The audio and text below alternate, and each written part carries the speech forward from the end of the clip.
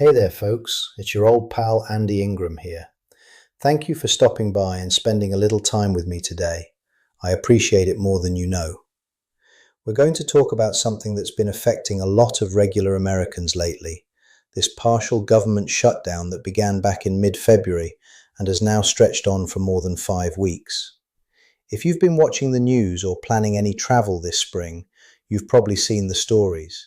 TSA security lines at many airports are getting much longer than usual. Some travelers are reporting waits of 2, 3, or even 4 hours. At the same time, hundreds of TSA officers have already quit their jobs because they haven't been receiving their regular paychecks.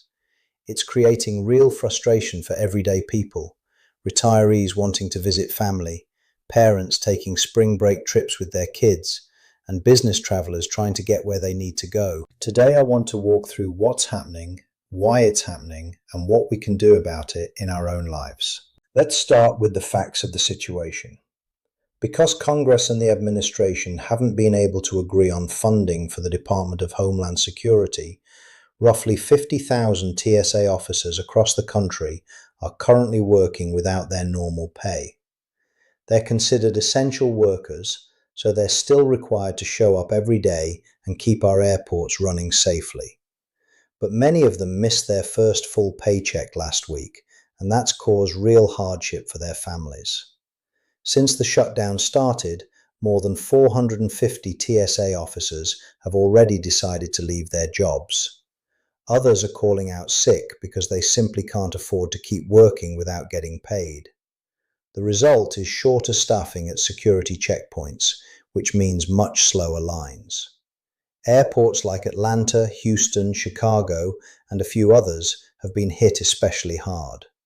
Some airports are now recommending that passengers arrive 3 to 4 hours before their flights just to be safe. This isn't just an inconvenience, it's affecting real people who are looking forward to seeing their grandkids or taking a long planned vacation. It makes me think back to when I was a younger man traveling by air.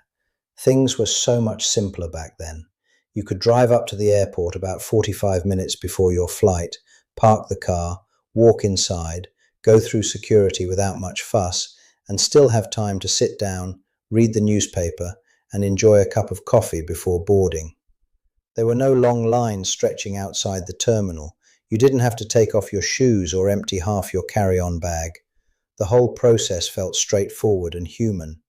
Air travel back then wasn't perfect, but it didn't feel like an ordeal the way it sometimes does today. When I see these current pictures of people standing for hours with their luggage, it's hard not to shake my head and wonder how we got to this point. So what can we actually do if we have travel plans coming up? Here are a few practical suggestions that might help make things a little easier. First, check your specific airport's website or app the night before your flight and again the morning of. Many airports are now posting live or updated wait times for security lines. Second, build in a lot more time than you normally would. At the bigger airports, 3 hours is not too much right now. It's better to arrive early and sit peacefully than to rush and feel stressed. Third, make your trip through security as smooth as possible. Wear comfortable slip-on shoes, pack light if you can, and have your liquids and electronics ready to come out quickly. And perhaps most important of all, try not to let this situation raise your blood pressure or ruin your excitement for the trip. We've lived through much more difficult times in our lives.